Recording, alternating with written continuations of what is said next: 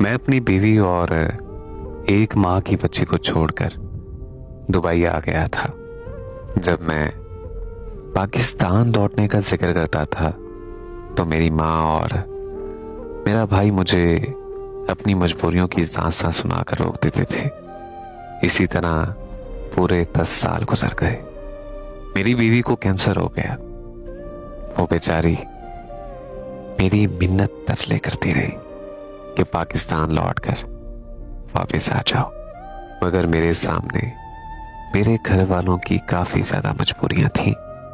मेरी बीवी यूं ही तड़प तड़प कर मर गई। मेरी 10 साल की बेटी ने चाचू के फोन से छुपकर मुझको मैसेज किया।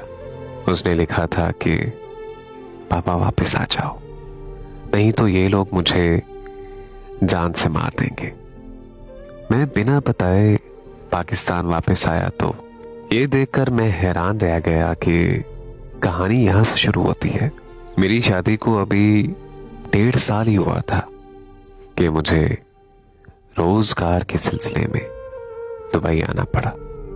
मैं अपने घर में और अपने बहन भाइयों में सबसे बड़ा हूं और हमेशा से माँ बाप ने मुझे यही समझाया है कि घर के छोटों की जिम्मेदारियां अब मेरे सुपुर्द हैं, क्योंकि मेरे वालिद साहब बीमारी की वजह से कोई भी कारोबार नहीं कर सकते थे।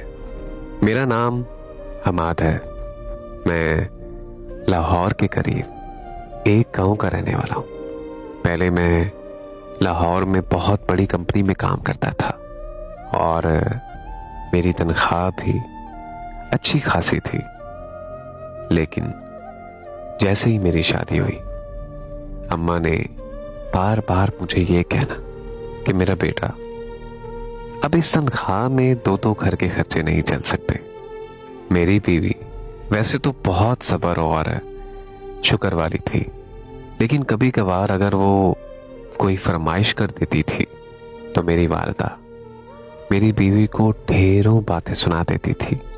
हमारा एक बहुत ही करीबी रिश्तेदार जब से वो दुबई गया था, उसके घर के हालात में जमीन आसमान का फर्क आ गया था। और तब ही उन्हें देखकर मेरी अम्मा मुझे बार बार ये कहना शुरू हो गई कि बेटा, तुम भी दुबई चले जाओ। मैं जैसे ही अम्मी की ये बात सुनता था तो मुझ पर सत्तातारी हो जाता था, क्योंकि मैं अपना घर बार छोड़कर नहीं जा सकता था, अपनी बीवी को नहीं छोड़कर जा सकता था। मेरे लिए ये घर छोड़ना बहुत ज्यादा मुश्किल था। सच बात तो ये थी कि परदेश की जिंदगी मुझे बहुत मुश्किल नजर आती थी। इसी वजह से मैं परदेश नहीं जाना चाहता था। मैंने अपने आप को बहुत ज्यादा रोका कि मैं परदेश नहीं जाऊंगा, लेकिन माँ बाप का दबाव और घर के हालात देखते हुए मैंने भी मजबूर होकर ये फैसला कर ही लिया कि मैं दुबई चला जाऊंगा।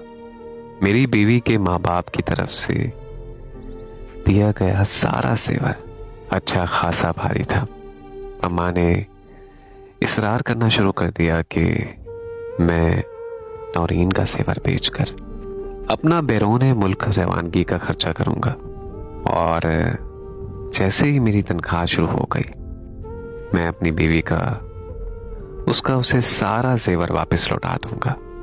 जब मैंने ये बात अपनी बीवी से शेयर की तो मेरी बीवी हैरान हो गई और थोड़ी परेशान भी, क्योंकि मेरे घर के हालात तो ऐसे ही थे कि क्योंकि शादी में उसे थोड़ा बहुत ही सेवर डाला गया था।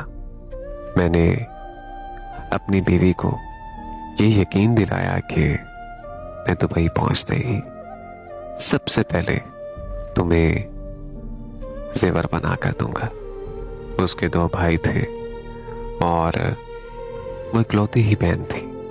मेरी बीवी ने मुझे इस शर्त पर जेवर दिया कि ये बात उसके मैके तक हरगिज़ पहुंच ना पाए, क्योंकि अगर ये बात मेरे सास ससुर को मालूम होता तो उन्हें बहुत ज्यादा तकलीफ होती। असल बात तो ये थी कि मैं खुद भी नहीं चाहता था कि मैं अपनी बीवी का जेवर बेचकर बैरून मुल्क जाऊं, लेकिन मेरे घर के हालात और मेरे माँ बाप का दबाव मुझे ये सब करने पर मजबूर कर रहा था। और मैं घर का बड़ा भी था, जिसकी वजह से मुझ पर काफी ज्यादा परेशानियां थी और मुझ पर काफी ज्यादा जिम्मेदारियां भी थी। खुदा ने बहुत जल्द मुझे औलाद की खुशखबरी भी दे दी। पता नहीं ऐसा क्यों था, लेकिन मेरी माँ का रवैया मेरे साथ शुरू से ही अजीब सा था। वो मेरे होते हुए मेरे मुंह पर नौरीन का बहुत ज्यादा ख्याल रखती थी, लेकिन नौरीन जब ये कहती थी कि नहीं, मुझे बात बात पर ताने देती है, तो मैं अक्सर अपनी बीवी की इस बात से चिढ़ जाता था, क्योंकि मैं अपनी माँ की बुराई नहीं सुन सकता था। थी तो वो मेरी बीवी, लेकिन मुझे नहीं पता था कि मेरे पीठ पीछे क्या होता है। मैं नौरीन को बहुत ज्यादा सख्ती से कहता था कि वो हमारे माँ बाप के बीच में फूट डालने की कोशिश ना करे। हमल होने के बावजूद भी खाना बनाने की जिम्मेदारी और घर के कुछ और काम भी थे, इन सब की जिम्मेदारी नौरीन पर ही थी।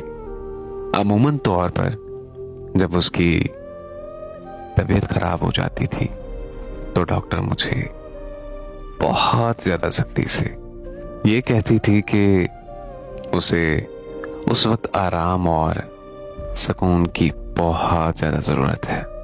और वो डॉक्टर साथ ही मुझे ताकीद करती थी कि फल और दूध भी इस हालत में बहुत ज्यादा लाजमी होते हैं। लेकिन मैं दुबई जाने की तैयारी में लगा रहा।